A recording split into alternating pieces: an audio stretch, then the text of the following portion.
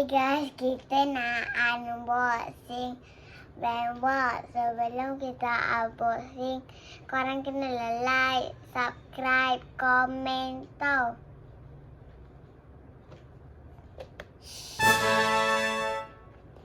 Saya buka, saya beli. Wah. Saya dah pilih dah saya nak apa. Saya nak gajah. Sebab dulu saya selalu jadi gajah. Kak Long? Ni. Saya nak warna hijau.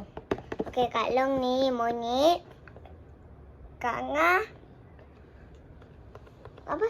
Cats. Ambil kat mana? Saya beli dekat Metro Point kat kedai Q Pocket. Q Pocket.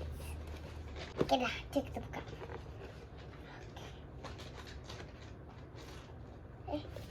Saya kena ke belakang sikit tapi. Tolong Kak. Kalang dia Kak Ngah lah.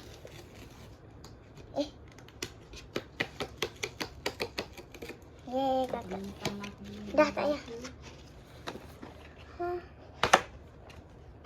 Wih, besar dia. Besar kali. Besar kali. What? Mungkin saya dapat gajah. Saya takut. Pejamlah mata.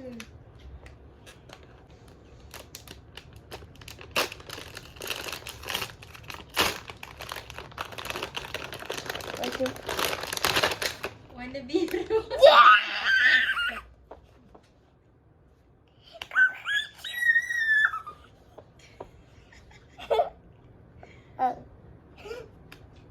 Kitchen juga yang akan bukan kitchen. I like. Apa dia yang terkeluar ni?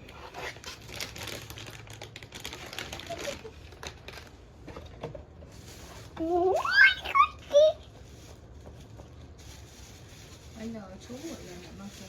Dah lah sampai situ je lah. Saya dapat yang saya pilih. RM70.